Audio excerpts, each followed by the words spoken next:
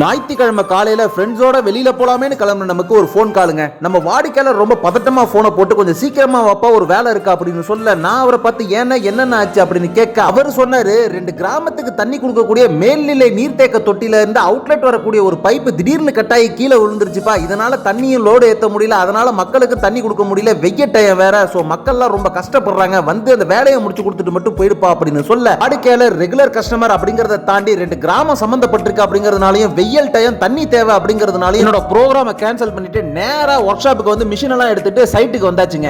கீழே விழுந்திருக்க பைப்பை எடுத்து பார்த்தா செரிச்சு வேற போயிருந்துச்சுங்க.